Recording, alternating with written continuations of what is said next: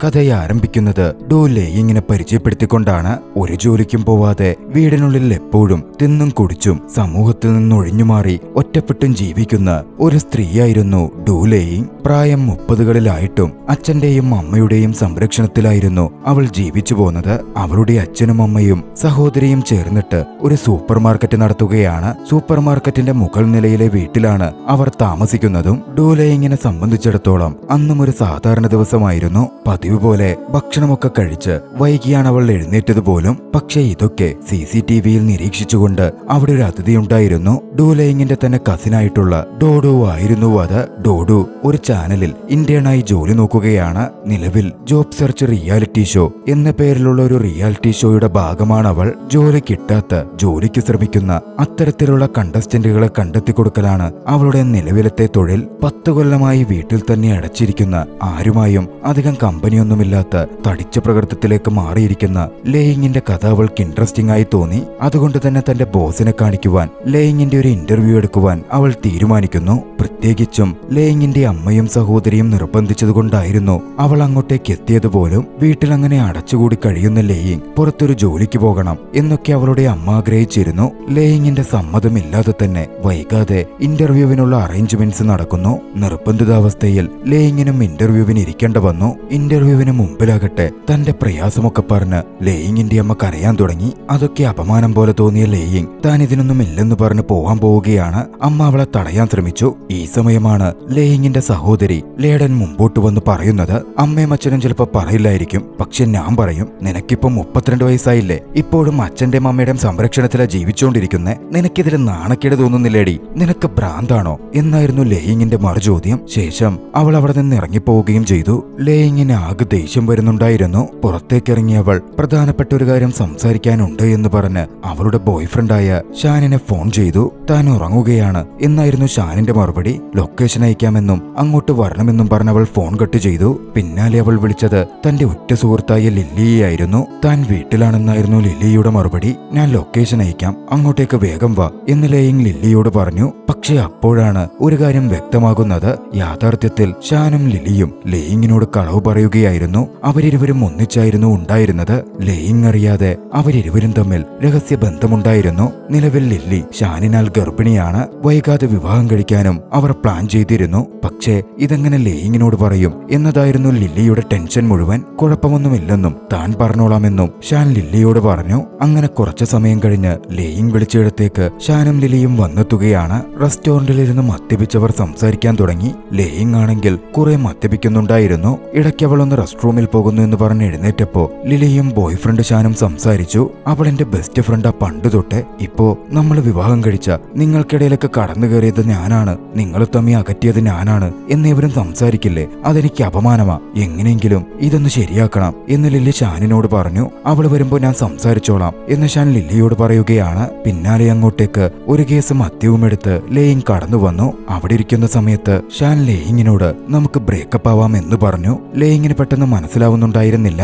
വൈകാതെ ലേയിങ് കൈയോടെ തന്നെ ഷാനും ലില്ലിയും തമ്മിൽ താൻ അറിയാതെ പ്രണയത്തിലായിരുന്നുവെന്നും താൻ അറിയാതെ അവർ തന്നെ ചീറ്റ് ചെയ്യുകയായിരുന്നു എന്നും മനസ്സിലാക്കുന്നു. ലിലി ഗർഭിണിയാണ്. വരുന്ന 8-ാം തീയതി അവർ വിവാഹിതരാവാൻ പോവുകയാണ് എന്നുകൂടി അറിഞ്ഞതും ലേയിങ് ആകെ വല്ലാതായി പോകുന്നുണ്ട്. ദുഃഖത്തിലും ദേഷ്യത്തിലും അവൾ എഴുന്നേറ്റ് പുറത്തേക്ക് പോവാൻ തുടങ്ങി. ലില്ലി ആ സമയം പുറകെ നിന്ന് വിളിച്ചു പറഞ്ഞു, വിവാഹത്തിന് എന്റെ ബ്രൈഡ്സ്മെയ്ഡായിട്ട് നീ വരില്ലേ? ഇല്ലെങ്കിൽ എല്ലാവരും എന്നെ ഒരു വഞ്ചകയായിട്ട് കാണും. അതുകൂടി കേട്ടതോടെ ലേയിങ്ങിന് വലിയ രോഷം തന്നെ വന്നിരുന്നു. അവൾ പുറത്തേക്കിറങ്ങി നിന്നു. മൊത്തത്തിൽ ആകെ ഒരു വല്ലായ്മ അവൾക്ക് അനുഭവപ്പെട്ടിരുന്നു. അപ്പോഴാണ് കോട്ടൺ ക്യാൻഡി വിൽക്കുന്നത് അവൾ കാണുന്നത്. കൊതി തോന്നിയവൾ അത് വാങ്ങി കഴിച്ചുകൊണ്ട് ആ നഗരം ചുറ്റി നടക്കാൻ ആരംഭിച്ചു. അടുത്ത ദിവസം വീട്ടിലൊരു സംഭവമുണ്ടായി. ലേയിങ്ങിനെ സോപ്പിടാൻ ലേഡൻ തയ്യാറായി വന്നിരുന്നു. കാര്യമെന്തെന്നാൽ ലേഡന്റെ മകൾ സൂഷിക്ക് സ്കൂളിൽ അഡ്മിഷൻ നേടണം. അതിന് ലേഡന്റെ മേൽ സ്വന്തമായി പ്രോപ്പർട്ടി വേണം. ലേഡനാണെങ്കിൽ അത്തരത്തിൽ പ്രോപ്പർട്ടി ഒന്നുമില്ല. മുത്തശ്ശി കൊടുത്ത സ്വത്തുവകകൾ ലേയിങ്ങിനുണ്ട്. ആ സ്വത്തുവകകളുടെ ഒരു പവർ ഓഫ് അറ്റോണി ലേഡന് കിട്ടിക്കഴിഞ്ഞാൽ അത് വെച്ചിട്ട് ലേഡന് മകളെ സ്കൂളിൽ ചേർക്കാൻ സാധിക്കും. ലേഡന്റെ ഭർത്താവാണെങ്കിൽ ലേഡൻ ഇപ്പോൾ ചെലവിന് കൊടുക്കുകയോ ഒന്നും ചെയ്യുന്നുമില്ല.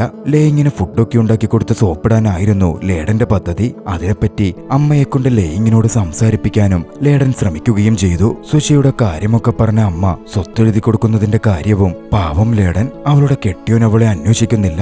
അവൾ ഡിവോഴ്സായി. സുഷിക്ക് നല്ല സ്കൂൾ വിദ്യാഭ്യാസമെങ്കിലും ലഭിക്കണം സഹായിക്കണമല്ലോ എന്നൊക്കെ പറഞ്ഞപ്പോ അവളെ സഹായിക്കണം എന്ന് ലേയിങ്ങിനും തോന്നുകയുണ്ടായി. അമ്മ തുടർന്ന് പറഞ്ഞുകൊണ്ടിരുന്നു, എന്റെ മോളുടെ അവസ്ഥ കഷ്ടത്തിലായി, അവളിനി എങ്ങനെ ഫ്യൂച്ചറിൽ ജീവിക്കുമെന്ന്. ഉടൻ ലേയിങ് പറഞ്ഞു, അവളുടെ ഹസ്ബൻഡ് ചെയ്തതിൽ എങ്ങനെ തെറ്റ് പറയാൻ പറ്റുന്നേ? വിവാഹത്തിന്റെ അന്നുവരെ അവൾ അവളുടെ കാമുകനൊപ്പം അയാളെ ചതിക്കുവല്ലായിരുന്നോ? പിന്നെ സുശി അയാളുടെ മോള് പോലുമല്ല, അവളുടെ വേറെ ഏതോ കാമുകന്റെ കൊച്ച. പിന്നെ അയാൾ ഡിവോഴ്സ് ചെയ്ത് ഇവൾക്കെങ്ങനെ ചെലവിന് കൊടുക്കുന്നേ? ഇവള് ചെയ്തതിൽ തെറ്റൊന്നുമില്ലേ? ലേയിങ് അത് പറഞ്ഞതും ലേഡന് വലിയ ദേഷ്യമങ്ങ് വന്നു. ലേയിങ്ങിനെ അപമാനിച്ചും കുറ്റപ്പെടുത്തിയും ലേഡൻ സംസാരിക്കാൻ ആരംഭിച്ചു. അതോടെ ലേയിങ് പറഞ്ഞു, മുത്തശ്ശി അപ്പാർട്ട്മെന്റ് എനിക്കാ തന്നത്, എനിക്കത് നിനക്കെഴുതി തരണമെന്ന് ഒരു നിർബന്ധവുമില്ല, അതെന്റെതാ, അതൊരിക്കലും ഫെയർ ആവില്ല. കഴിഞ്ഞ 30 കൊല്ലമായി നീ വീട്ടിൽ ജീവിക്കുവല്ലേ? നീ വീടിന് വേണ്ടി എന്താ ചെയ്തിട്ടുള്ളേ? അച്ഛനെയും അമ്മേനെയും ഊറ്റിയിട്ടല്ലേ നീ ജീവിക്കുന്നേ? എത്ര ജോലി നിനക്ക് കിട്ടിയതാ, എന്നിട്ട് അതുവല്ലോ നീ സ്വീകരിച്ചോ? ഇത്തിക്കണ്ണീനെ പോലെ പിടിച്ചേക്കല്ലേ? പിന്നെ ഞാൻ ചീറ്റ് ചെയ്തെന്ന് പറഞ്ഞ കാര്യം എന്നെ കൊണ്ടതിന് സാധിക്കുന്നതും കൊണ്ടും കുറെ ആണുങ്ങളെ കിട്ടുന്നതും കൊണ്ടും അല്ലേ ഞാനത് ചെയ്തേ? നിനക്ക് ഇതുവല്ലോ പറ്റൂടി? നിന്നെപ്പോലൊരു പെണ്ണിനെ ആര് പ്രേമിക്കാനാ? നിന്റെ ആ കാമുകൻ ഷാനില്ലേ, അവൻ തന്നെ നിന്നെ ഇപ്പൊ തേച്ചിട്ട് പൊക്കോളും. അത് കേട്ടതും ലേയിങ്ങിനും ദേഷ്യം വന്നു. ഒന്നും രണ്ടും പറഞ്ഞ് അവർ തമ്മിൽ വാക്കുതർക്കവും പരസ്പരം കയ്യാങ്കളിയും ആരംഭിച്ചു. ഒടുവിൽ അമ്മ ഇടപെട്ടിട്ടായിരുന്നു രണ്ടുപേരെയും മാറ്റിയത്. തടിമൂലം താഴെ വീണ ലേയിങ്ങിന് അനിയത്തിയോട് എതിരിടാൻ പോലും പറ്റുന്നുണ്ടായിരുന്നില്ല. ദേഷ്യവും അപമാനവും ഒക്കെ സഹിക്കാൻ പറ്റാതെ അന്ന് വീട് വിട്ടിറങ്ങാൻ ലേയിങ് തീരുമാനിച്ചു. ബാഗൊക്കെ പാക്ക് ചെയ്ത് അവൾ പുറത്തേക്കിറങ്ങി. പുറത്തെത്തിയപ്പോൾ ചെരുപ്പാണ് ഇട്ടിരിക്കുന്നത്. ഒരു നിമിഷം എന്തോ ചിന്തിച്ച് അവൾ അകത്തേക്ക് തിരികെ പോയി ഷൂസും എടുത്തു ധരിച്ച് തിരികെ വന്ന് അന്ന് അവളുടെ വീട് വിട്ടിറങ്ങി. ശേഷം ഒരു വാടക വീട് സംഘടിപ്പിച്ചു. പക്ഷേ 1500 യുവാൻ വാടക കൊടുക്കാൻ വേണമായിരുന്നു. അവളുടെ പക്കലാണേൽ ആ പണവുമില്ല. അഭിമാനം മാറ്റിവെച്ച് അമ്മയോട് ചോദിക്കാൻ അവൾ ഫോൺ എടുത്തെങ്കിലും അപ്പോഴാണ് അമ്മയുടെ മെസ്സേജ് വരുന്നത്. ഇത്തവണ മോളെ, നിന്റെ പ്രവൃത്തിയോർത്ത്, നിന്റെ നിശ്ചയദാർഢ്യമോർത്ത് എനിക്ക് അഭിമാനം തോന്നുന്നു എന്നായിരുന്നു വീചാറ്റിലൂടെ അമ്മ മെസ്സേജ് അയച്ചത്. അതോടെ അമ്മയോട് കടം ചോദിക്കാൻ, പണം ചോദിക്കാൻ അവൾക്ക് നാണക്കേട് തോന്നി. പക്ഷേ അത് തിരിച്ചറിഞ്ഞു എന്ന പോലെ അമ്മ അവൾക്കായി ചോദിക്കാതെ തന്നെ 2000 യുവാൻ ഇട്ട് കൊടുത്തു. അതോടെ ആ വീട് അവൾ വാടകയ്ക്കെടുക്കുകയാണ്. പിന്നാലെ അവിടെ തൊട്ടടുത്തുള്ള ഒരു റെസ്റ്റോറന്റിൽ അവൾ ജോലിക്കായി ജോയിൻ ചെയ്തു. വെയിട്രസിന്റെ ജോലിയായിരുന്നു അവൾക്ക് ലഭിച്ചത്. നാളുകൾക്ക് ശേഷമാണ് അവൾ ജോലി നോക്കുന്നത്. എന്നിരുന്നാലും വളരെ ആത്മാർത്ഥതയോടെ ജീവിത ലക്ഷ്യത്തോടെ അവൾ പ്രവർത്തിക്കാൻ ആരംഭിച്ചു. അങ്ങനെ ജോലിയിൽ ഏർപ്പെട്ടുകൊണ്ടിരിക്കുകയാണ് ഓണർ തന്റെ കാറിൽ നിന്ന് സിഗരറ്റ് എടുക്കാൻ ലേയിങ്ങിനെ പറഞ്ഞു വിടുന്നത്. തടിയുള്ള ലേയിങ് കഷ്ടപ്പെട്ടായിരുന്നു കാറിൽ കയറിയത് പോലും. സിഗരറ്റ് എടുത്ത് ഇറങ്ങാൻ നേരത്താണ് മൂത്രമൊഴിക്കാൻ മുട്ടി വന്ന ഒരാൾ അവിടെ കടയുടെ മുമ്പിൽ മൂത്രമൊഴിക്കുന്നത് അവൾ കാണുന്നത്. അയാൾ അപമാനിതനാവാതിരിക്കാൻ അവൾ കാറിനുള്ളിൽ മറഞ്ഞിരിക്കാൻ നോക്കിയതും അബദ്ധത്തിൽ അവളുടെ ദേഹം തട്ടി ഹോൺ മുഴങ്ങി. അയാൾ പാനിക്കായി. അതൊന്ന് മാനേജ് ചെയ്യാൻ നോക്കുമ്പോ കാറിന്റെ ഹെഡ്ലൈറ്റ് ഓൺ ആവുകയും വൈപ്പർ വർക്ക് ചെയ്യാൻ ആരംഭിക്കുകയും ഒക്കെ ചെയ്തു. അതോടെ മൂത്രമൊഴിച്ചുകൊണ്ടിരുന്ന വ്യക്തി വല്ലാതെ അസ്വസ്ഥനാവുന്നുണ്ടായിരുന്നു. ഒരു തരത്തിൽ മൂത്രമൊഴിച്ച് തീർത്ത് അയാൾ ലേയിങ്ങിനടുത്തു വന്ന് അത്രയ്ക്ക് പറ്റാതിരുന്നതുകൊണ്ട് മൂത്രമൊഴിച്ച് ഇങ്ങനാണോ ചെയ്യുന്നതെന്ന് ചോദിച്ച് ദേഷ്യപ്പെടാൻ ആരംഭിച്ചു. അയാളുടെ പേര് ഹാവോ കുന്നെന്നായിരുന്നു. അടുത്തുള്ള ബോക്സിംഗ് ജിമ്മിൽ കോച്ചായി ജോലി നോക്കുകയാണ് അയാൾ. തന്റെ നിസ്സഹായാവസ്ഥ പറഞ്ഞ ലേയിങ് കാറിലെ ലൈറ്റും വൈപ്പറുമൊക്കെ ഓഫ് ചെയ്യാൻ സഹായിക്കാമോ എന്ന് ഹാവോ കുന്നിനോട് ചോദിച്ചു. ലേയിങ്ങിനോട് ഹാവോ കുന്നിന് ദയ തോന്നി. അതിനായി അയാൾ കയറിയെങ്കിലും അയാൾക്കും മനസ്സിലാവുന്നുണ്ടായിരുന്നില്ല. ഒടുവിൽ ദേഷ്യപ്പെട്ട് പോയതിന്റെ കാർ ഓണറോട് തന്നെ ചോദിക്ക്, ഓരോ മടിച്ചു പാറുക്കൾ എന്ന് പറഞ്ഞ് അയാൾ അവിടെ നിന്ന് പോയി. ലേയിങ് ആണെങ്കിൽ എന്തു ചെയ്യണമെന്നറിയാതെ ഒരു നിമിഷം നിന്നു. അപ്പോഴാണ് ഹാവോ കുൻ മറന്നുവെച്ചു പോയ ബോക്സിംഗ് ഗ്ലൗസുകൾ അവൾ കാണുന്നത്. പിറ്റേന്ന് ഹാവോ കുൻ ജോലി നോക്കുന്ന അടുത്തുള്ള ജിമ്മിലേക്ക് ഗ്ലൗസുകളുമായി അവൾ എത്തി. റിസപ്ഷനിസ്റ്റിനോട് ഹാവോ കുനിനെ കാണാൻ വന്നതാണെന്ന് പറഞ്ഞു. പക്ഷേ റിസപ്ഷനിസ്റ്റ് ചിന്തിച്ചത് ലേയിങ് അവിടെ അഡ്മിഷൻ എടുക്കാൻ വന്ന ആളാണെന്നായിരുന്നു. അതോടെ അവിടുത്തെ മെമ്പർഷിപ്പിന്റെ കാര്യമൊക്കെ പറഞ്ഞ് ലേയിങ്ങിനെ കൺവിൻസ് ചെയ്യിക്കുവാൻ റിസപ്ഷനിസ്റ്റ് ശ്രമം തുടങ്ങി. ഹാവോ കുന്നും അങ്ങോട്ടേക്ക് എത്തിയിരുന്നു. ഒരു തരത്തിൽ ഹാവോ കുന്നിന് ഗ്ലൗസ് കൊടുത്ത് ലേയിങ് അവിടെ നിന്ന് പോന്നു. അവിടെ നിന്ന് ഹാവോ കുന്നിന്റെ വീചാറ്റ് ലേയിങ്ങിന് കിട്ടിയിരുന്നു. റിസപ്ഷനിസ്റ്റ് ഒപ്പിച്ച പണിയായിരുന്നു അത്. മെമ്പർഷിപ്പ് എടുക്കുമെന്ന പ്രതീക്ഷയിൽ റിസപ്ഷനിസ്റ്റ് ആയിരുന്നു അത് ലേയിങ്ങിന് കൊടുത്തത്. ഹാവോ കുന്നിനെ കണ്ടപാടെ ലേയിങ്ങിന് അയാൾക്കുമേലൊരു ക്രഷ് തോന്നിയിരുന്നു. വീചാറ്റിൽ അന്നുവരേക്കും ഒരു പോസ്റ്റും ചെയ്യാതിരുന്ന ലേയിങ് ഹാവോ കുന്നിന്റെ പോസ്റ്റുകളൊക്കെ എടുത്ത് നോക്കാനും ഫോട്ടോ നോക്കാനുമൊക്കെ ആരംഭിച്ചു. പക്ഷെ അബദ്ധത്തിൽ അതൊരു പോക്കായി പോയിരുന്നു. ആദ്യമൊന്ന് പരിഭ്രാന്തിയായി അവൾ ഫോൺ താഴെ വെച്ചു. ഇതേ സമയം ജിമ്മിലാകട്ടെ ജിം ഓണർ എംപ്ലോയീസിനൊക്കെ ക്ലാസ് എടുക്കുകയായിരുന്നു. ജിമ്മിൽ മെമ്പർഷിപ്പുകൾ കുറവാണ്. ഓരോ കോച്ചുകളും പ്രൊമോട്ടർമാരുമാണ് മെമ്പർഷിപ്പുകൾ ജിമ്മിലേക്ക് കൊണ്ടുവരേണ്ടത്. ഹാവോ കുന്നാണെങ്കിൽ അതുവരേക്കും ഒരാളെ പോലും കൊണ്ടുവന്നിട്ടില്ല. ഹാവോ കുന്നിനാണെങ്കിൽ അത്തരത്തിൽ സെയിൽസിലും ആളെ പിടിക്കുന്നതിലും താല്പര്യവുമില്ല. അതിന്റെ പേരിൽ ഹാവോ കുന്നന്ന് ഒരുപാട് വിമർശിക്കപ്പെട്ടു. ജിം ഓണർ ലിയാങ് ആകട്ടെ അടുത്ത ദിവസം ഒരു പ്രൊമോഷണൽ ഇവന്റ് സംഘടിപ്പിക്കുന്നുണ്ട്. അതിനായി എംപ്ലോയീസിന് പിങ്ക് ടീഷർട്ട് റിസൾട്ട് വരെ കൊടുത്തിരുന്നു. ഹാവോക്കുൻ അതിൽ തന്റെ എതിർപ്പ് പറഞ്ഞപ്പോ അങ്ങനാണെ നിർത്തിപ്പൊക്കോ എന്നായിരുന്നു ഓണറുടെ വാദം. ഹാവോക്കുൻ അസ്വസ്ഥനായി. കുറച്ചു കഴിഞ്ഞ് ലിയാങ്ങിന് ഹാവോക്കുനിന്റെ ഒരു മെസ്സേജ് വന്നു. നാളെ എന്തെങ്കിലും പരിപാടിയുണ്ടോ എന്ന് ചോദിച്ചായിരുന്നു അത്. പ്രത്യേകിച്ചൊന്നുമില്ലെന്ന് ടൈപ്പ് ചെയ്യാൻ വന്നെങ്കിലും ഇല്ലെന്ന് പെട്ടെന്ന് അവൾ മറുപടി കൊടുത്തു. നാളെ പാർക്കിൽ പോയാലോ എന്നതോടെ അവൻ ചോദിക്കുകയാണ്. അവൾ മറുപടി കൊടുക്കാൻ അല്പം മടിച്ചു. തന്റെ സഹപ്രവർത്തക കൂടിയായ കൂട്ടുകാരിയോട് അതിനെപ്പറ്റി അവൾ ഡിസ്കസ് ചെയ്തു. ജിമ്മിലെ ആളാണ് എന്ന് കേട്ടതും അങ്ങനാണ് അവൻ മെമ്പർഷിപ്പ് വിൽക്കാൻ നിന്നെ ക്ഷണിക്കുന്നതാ, വേറൊന്നും കരുതണ്ട എന്നായിരുന്നു അവൾ ഉപദേശിച്ചത്. പക്ഷേ എന്നാലും അത് അങ്ങനൊന്നും ആയിരിക്കില്ല എന്ന് ലേയിങ്ങിന് തോന്നിയിരുന്നു. അടുത്ത ദിവസം ഹാവോക്കുൻ വരുവാൻ ലേയിങ് കാത്തുനിന്നു. കുറച്ചുനേരം ഒന്നിച്ചു നടന്നിട്ടും ഹാവോക്കുൻ മെമ്പർഷിപ്പിന്റെ കാര്യമൊന്നും പറയുന്നുണ്ടായിരുന്നില്ല. അതോടെ അതിനുവേണ്ടിയല്ല എന്ന് തന്നെ ലേയിങ് ചിന്തിക്കുകയാണ്. കൂട്ടുകാരിയോട് വീചാറ്റിൽ ഉടൻ തന്നെ അതിനെപ്പറ്റി അവൾ മെസ്സേജ് അയക്കുകയും ചെയ്തു. പാർക്കിലെത്തി ഇവന്റ് നടക്കുന്നിടത്ത് അവർ ഒരിടത്തിരുന്ന് സംസാരിക്കാൻ തുടങ്ങി. ആ സമയം ബോക്സിങ്ങിനോടുള്ള തന്റെ പ്രണയത്തെപ്പറ്റിയും ബോക്സിംഗ് സ്കില്ലും സംസാര സ്കില്ലും ഒരുപോലാകുന്നതെങ്ങനെ, ബോക്സിംഗ് പ്രാക്ടീസിന് വേണ്ടിയാ താൻ ഈ ജിമ്മിൽ ചേർന്ന്, അല്ലാതെ ആളുകളെ പിടിക്കാനല്ല എന്നൊക്കെ പറഞ്ഞ് ഇമോഷണലായി ഹാവോക്കുൻ സംസാരിച്ചു. ഹാവോക്കുൻ നിസ്സഹായനായ ഒരു കോച്ചാണെന്ന് ആ സമയം അവൾക്ക് തോന്നുകയാണ്. കൂട്ടത്തിൽ ഹാവോക്കുൻ പറഞ്ഞ കുറച്ച് വാക്കുകൾ അവളുടെ ഉള്ളിലേക്ക് ആഴത്തിൽ പതിച്ചു. ഓരോ മനുഷ്യനും സ്വപ്നങ്ങൾ വേണം, അതിനായി കഠിനമായി പരിശ്രമിക്കുകയും വേണം. കാറ്റ് വീശിയപ്പോൾ ലേയിങ്ങിന് കുളിരുന്നുണ്ടായിരുന്നു. ഹാവോക്കുൻ ഉടൻ തന്റെ ഓവർകൂട്ടൂരി ലേയിങ്ങിനെ ധരിപ്പിച്ചു. പ്രണയപൂർവ്വം അവൾ ഹാവോക്കുനിനെ നോക്കി. പക്ഷേ ഹാവോക്കുൻ അത് ചെയ്തത് ദൂരെ നിന്ന് ജിം ഓണർ ലിയാങ് അവനെ നോക്കുന്നത് കൊണ്ടായിരുന്നു. ഹാവോക്കുനിനൊപ്പം സമയം ചെലവഴിക്കണം എന്ന് ചിന്തിച്ച ലേയിങ് അതോടെ ഹാവോക്കുനിന്റെ കീഴിൽ സ്റ്റുഡന്റായി ജോയിൻ ചെയ്യുന്നു. ഹാവോക്കുനിന് ഒരു മെമ്പർഷിപ്പ് ലഭിച്ചു. പക്ഷേ ഒട്ടും എളുപ്പമായിരുന്നില്ല. ഹാവോക്കുനും ലേയിങ്ങിനെ ട്രെയിൻ ചെയ്യാൻ വല്ലാതെ കഷ്ടപ്പെട്ടു. പിന്നീട് ജിമ്മിനകത്ത് വെച്ച് തന്നെ ജിം ബോക്സിംഗ് മാച്ച് നടക്കുകയാണ്. അതിൽ വിജയിക്കുന്ന വ്യക്തി ജിമ്മിന്റെ പേരിൽ സിറ്റി ചാമ്പ്യൻഷിപ്പിൽ പങ്കെടുക്കും. കോച്ച് ടിയാൻഫുവും ഹാവോക്കുനുമായിരുന്നു ഏറ്റുമുട്ടിയിരുന്നത്. ശക്തമായ മാച്ചിനൊടുവിൽ ടിയാൻഫു ആയിരുന്നു വിജയിച്ചത്. മാച്ച് മുഴുവൻ ലിയാങ് നോക്കിക്കാണുകയും ചെയ്തിരുന്നു. മാച്ചിനൊടുവിൽ രണ്ട് കളിക്കാരും പരസ്പരം ആശ്ലേഷിക്കുന്നതും മറ്റും ലിയാങ്ങിനേറെ ഇഷ്ടപ്പെട്ടു. തന്റെ സഹപ്രവർത്തകനും സുഹൃത്തുമായ ടിയാൻഫു ജയിച്ചതിൽ സന്തോഷമേയുള്ളൂ എന്നാദ്യം ഹാവോക്കുൻ പറഞ്ഞെങ്കിലും ലിയാങ്ങിനൊപ്പം വന്ന് കുറച്ച് മദ്യപിച്ചു കഴിഞ്ഞതും ഉള്ളിലെ ഫ്രസ്ട്രേഷനും താൻ പരാജയപ്പെടാൻ കാരണം ടിയാൻഫുവിന് ക്ലബിൽ കുറെ മെമ്പേഴ്സും ജിം ഓണർ ലിയാങ്ങിന്റെ സപ്പോർട്ടും ഉള്ളതുകൊണ്ടാണ് എന്നൊക്കെ പറഞ്ഞ് അവൻ വിലപിക്കാൻ ആരംഭിച്ചു. ഇങ്ങനെ വഞ്ചനയും ചതിയും നടത്തി ജയിക്കാനാണെങ്കിൽ അവർക്ക് അതിന് പോയാ പോരെ, എന്തിനാ ബോക്സിങ്ങിന് വരുന്നേ എന്നൊക്കെ അവനിങ്ങനെ പറഞ്ഞുകൊണ്ടിരിക്കുന്നുണ്ടായിരുന്നു. തന്റെ സ്വപ്നമായിരുന്നു ഒരു മത്സരത്തിൽ വിജയിക്കുക എന്ന്, ചാമ്പ്യൻഷിപ്പിൽ പോവുക എന്നൊക്കെ മദ്യപിച്ച് ഹാവോക്കുൻ പറഞ്ഞുകൊണ്ടേയിരുന്നു. അതൊക്കെ ലിയാങ് ശ്രദ്ധയോടെ കേട്ടു. ഇതിനിടയിൽ വീണ്ടും ചാനൽ ഇന്ത്യനായ ഡൂഡുവിന്റെ കോൾ വന്നു. അവളെ ചാനൽ റിയാലിറ്റി ഷോയിലേക്ക് ക്ഷണിച്ചുകൊണ്ടായിരുന്നു അത്. പക്ഷേ താനതിനില്ലെന്ന് പറഞ്ഞ് ലേയിങ് ഒഴിഞ്ഞു നിന്നു. അന്ന് മദ്യപിച്ച് ഏറെ അവശതയിലായ ഹാവോക്കുനിനെ ലേയിങ് തന്റെ വീട്ടിലേക്ക് കൊണ്ടുപോയിരുന്നു.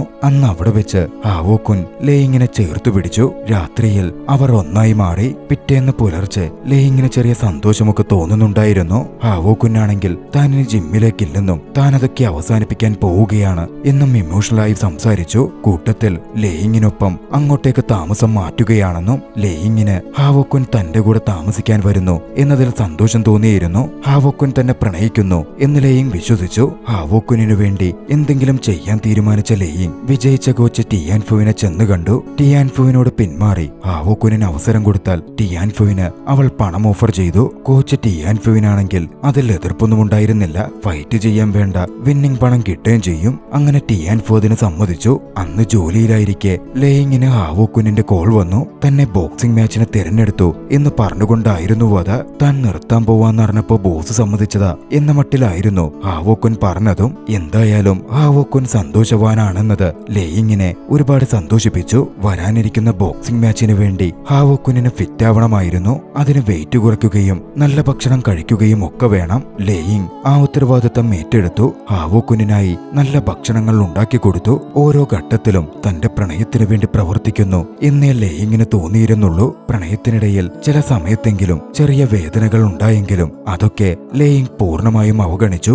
അങ്ങനെ ചാമ്പ്യൻഷിപ്പിന്റെ ദിവസമെത്തി. ഹാവോക്കുനിന്റെ അസിസ്റ്റന്റായി ലേയിങ്ങും അങ്ങോട്ടേക്ക് ചെന്നു. തന്റെ പ്രിയപ്പെട്ടവൻ അന്ന് വിജയിക്കും, സ്വപ്നം നേടിയെടുക്കും എന്ന് ലേയിങ് കരുതിയിരുന്നു. പക്ഷെ അവിടെ എത്തിയപ്പോഴാണ് ലേയിങ് അറിയുന്നത് എതിരാളിയുടെ അച്ഛൻ ഹാവോക്കുനിന് വലിയൊരു തുക വാഗ്ദാനം ചെയ്തിട്ടുണ്ട്. പരാജയപ്പെട്ടുകൊടുത്താൽ 30,000 യുവാൻ ഹാവോക്കുനിന് ലഭിക്കും. ആ ഫൈറ്റ് കഴിയുമ്പോൾ താൻ റിട്ടയർഡ് ആവാൻ പോവുകയാണ് എന്ന് പറഞ്ഞ ഹാവോക്കുൻ അന്ന് വിജയിക്കാതെ തോറ്റുകൊടുക്കാൻ തീരുമാനിച്ചിരുന്നു. ബോക്സിംഗ് നിങ്ങളുടെ സ്വപ്നമല്ലേ, ഒരിക്കലെങ്കിലും നിങ്ങൾക്ക് വിജയിക്കണ്ടേ എന്ന് ലിയാങ് ഹാവോക്കുനിനോട് ചോദിച്ചു. അത് കേട്ടതും ഹാവോക്കുൻ ദേഷ്യപ്പെട്ട് പറയാൻ തുടങ്ങി, തനിക്കിത്രയും പ്രായമായി, റിട്ടയർ ചെയ്ത് കഴിഞ്ഞ എങ്ങനെ ജീവിക്കുന്ന എന്നൊക്കെ പറഞ്ഞ് ലേയിങ്ങിനോട് ഹാവോക്കുൻ തട്ടിക്കയറി. പാവം ലേയിങ്ങിന് എന്തു ചെയ്യണമെന്നൊരു പിടുത്തവും കിട്ടുന്നുണ്ടായിരുന്നില്ല. ദുഃഖത്തോടെ അവൾ അത് കേട്ടുനിന്നു. വീട്ടിൽ പോയി സംസാരിക്കാം, ദേഷ്യപ്പെടല്ലേ എന്നവൾ പറഞ്ഞു. അപ്പോഴേക്കും 2 പയ്യന്മാർ അങ്ങോട്ടേക്ക് വന്നിരുന്നു. ദേഷ്യത്തിലായിരുന്ന ഹാവോക്കും ഏത് വീട്ടിലേക്ക്, നീ ആരാണെന്നാടി നിന്റെ വിചാരം എന്ന മട്ടിൽ അവരുടെ റിലേഷൻഷിപ്പിനെ പോലും അവഗണിച്ചുകൊണ്ട് സംസാരിച്ചു.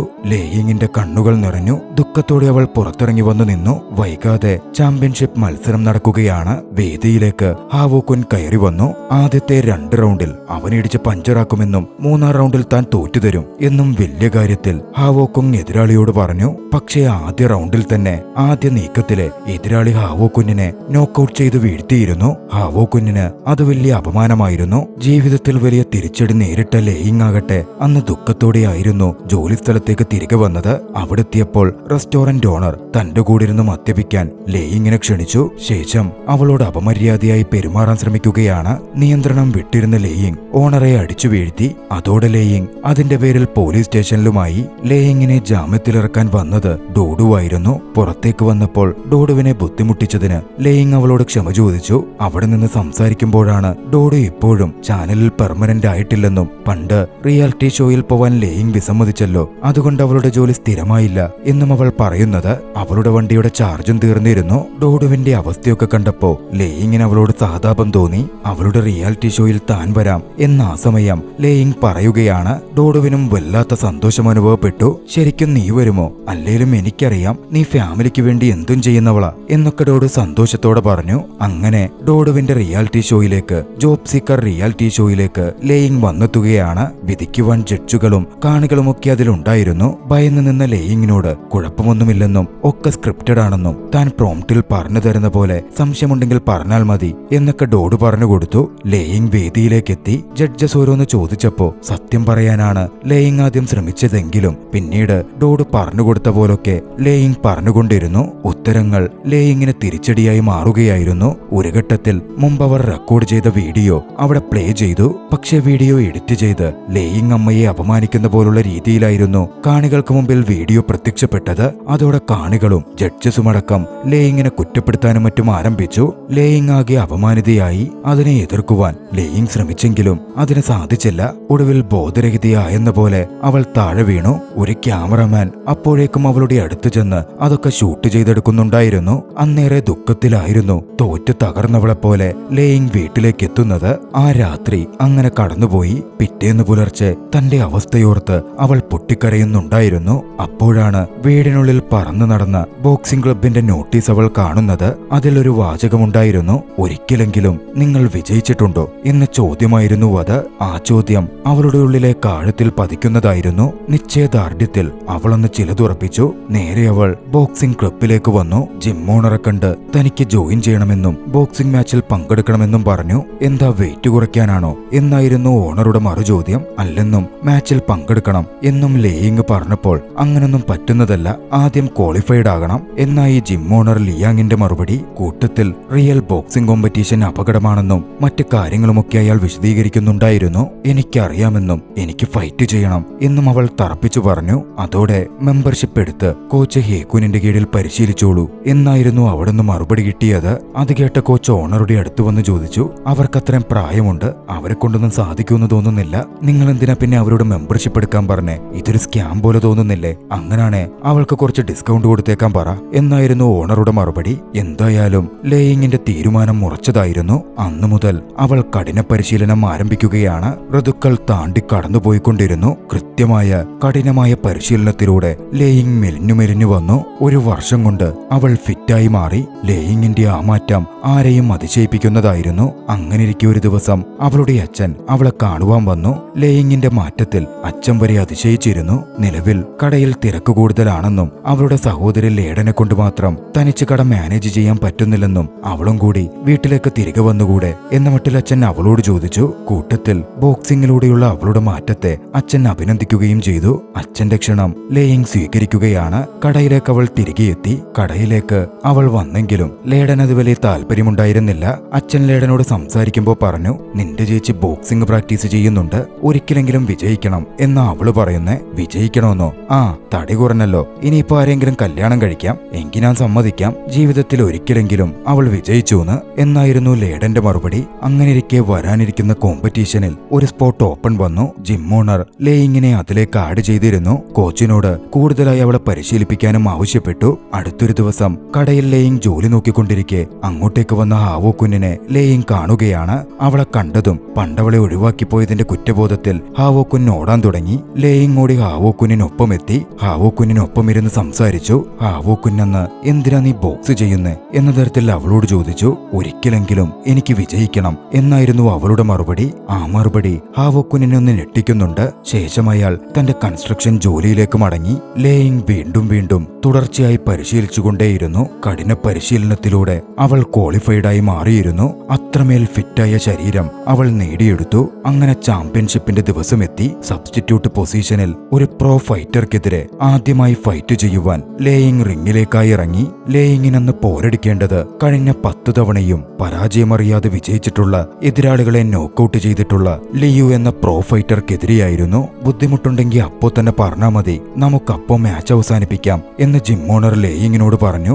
അങ്ങനെ ഫൈറ്റ് തുടങ്ങുകയാണ്. പക്ഷേ പുതിയൊരാളുടെ എല്ലാ കുറവുകളും ലേയിങ്ങിനുണ്ടായിരുന്നു. പ്രോ ഫൈറ്റർ മേൽക്കൈ നേടി പലതവണ ലേയിങ്ങിനെ അടിച്ചിട്ടുകൊണ്ടിരുന്നു. നോക്കൌട്ട് ചെയ്തു വീണിട്ടും ലേയിങ് എഴുന്നേറ്റ് വന്നുകൊണ്ടേയിരുന്നു. ആദ്യ റൗണ്ടിലും രണ്ടാം റൗണ്ടിലും ലേയിങ് അടികൊണ്ട് താഴെ വീണു. ഇവളെന്തിനാ ഇങ്ങനെ അടികൊണ്ട് വീണുകൊണ്ടേയിരിക്കുന്നത് എന്നായിരുന്നു ഏവരും ചിന്തിച്ചത്. തോൽവി സമ്മതിച്ചു കൊടുക്കാൻ ലേയിങ് തയ്യാറായില്ല. ലേയിങ്ങിന്റെ ആ പിടിച്ചു നിൽക്കലും ചെറുത്തുനിൽപ്പും കണ്ട് ഏവരും അതിശയിച്ചിരുന്നു. ജിം ഓണർ വരെ ലേയിങ്ങിന്റെ ആ പിടിച്ചുനിൽപ്പിൽ അഭിമാനിച്ചു. അങ്ങനെ 3ാം റൗണ്ട് ആരംഭിക്കാൻ പോകുന്നു. ഇത്തവണ ജിം ഓണർ ലേയിങ്ങിനൊരു ഉപദേശം കൊടുത്തു. ലേയിങ്ങിന്റെ ലെഫ്റ്റ് പഞ്ചുകൾ സ്ട്രോങ് ആണ്, അതുകൊണ്ട് അവസരം കിട്ടിയാൽ അത് പ്രയോഗിക്കണം എന്നായിരുന്നു. അത്തവണയും കുറച്ച് പഞ്ചുകൾ ലേയിങ് ഏറ്റുവാങ്ങിയെങ്കിലും കൃത്യമായി കിട്ടിയൊരു അവസരത്തിൽ എതിരാളിക്കെതിരെ ശക്തമായ 2 പഞ്ച് കൊടുക്കാൻ ലേയിങ്ങിന് സാധിച്ചു. എതിരാളി താഴേക്ക് വീഴാൻ പോയിരുന്നു. ലേയിങ്ങിന്റെ ആ നീക്കത്തെ അതിശയത്തോടെ ഏവരും നോക്കിക്കണ്ടു. പക്ഷേ പെട്ടെന്ന് വീണെടുത്തു നിന്ന് ഉയർത്തെഴുന്നേറ്റ എതിരാളി ലേയിങ്ങിനെ ശക്തമായി പഞ്ച് ചെയ്തു വീഴ്ത്തുകയാണ്. താഴെ വീണ് എഴുന്നേക്കാൻ കഷ്ടപ്പെട്ട് ലേയിങ് കിടന്നു. ആ ഒരു നിമിഷത്തിൽ തന്റെ പഴയകാല ജീവിതത്തിന്റെ ഓർമ്മകൾ അവളുടെ ഉള്ളിലേക്ക് പാഞ്ഞെത്തിക്കൊണ്ടിരുന്നു. അപ്പാർട്ട്മെന്റ് എഴുതി കൊടുക്കാൻ പറഞ്ഞു തുടങ്ങിയ പ്രശ്നം സഹോദരിയുമായുള്ള ഇടിയിൽ കലാശിച്ചതും വീട് വിട്ടിറങ്ങിയതുമായ ആ ഓർമ്മ. അന്ന് വീട് വിട്ട് പുറത്തേക്ക് വരുമ്പോൾ ചെരുപ്പ് മാറ്റാൻ എന്ന രീതിയിൽ അകത്തേക്ക് പോയ ലേയിങ് താഴെ കിടന്നിരുന്ന പേപ്പർ എടുത്ത് സഹോദരിക്കും സഹോദരിയുടെ മകൾക്കും വേണ്ടി പവർ ഓഫ് അറ്റോർണി ഒപ്പിട്ട് കൊടുത്തിരുന്നു. ശേഷമായിരുന്നു ഒന്നും മിണ്ടാതെ ഷൂസും ധരിച്ചിറങ്ങിപ്പോന്നത്. തന്റെ ബെസ്റ്റ് ഫ്രണ്ടും കാമുകനും തന്നെ ചതിച്ചതറിഞ്ഞ് പുറത്തേക്ക് പോന്നപ്പോൾ വിവാഹത്തിന് ബ്രൈഡ് മെയ്ഡായി വരാമോ, ഇല്ലെങ്കിൽ ഏവരും തന്നെ ഒരു വഞ്ചകയായി കാണും എന്ന് കൂട്ടുകാരി വിളിച്ചു പറഞ്ഞപ്പോൾ വരെ സ്വയം തോറ്റുകൊടുത്തുകൊണ്ട് അവളുടെ ബ്രൈഡ്സ് മെയ്ഡായി അവൾ അപമാനിതയാവാതിരിക്കാൻ ലേയിങ് പോയിരുന്നു.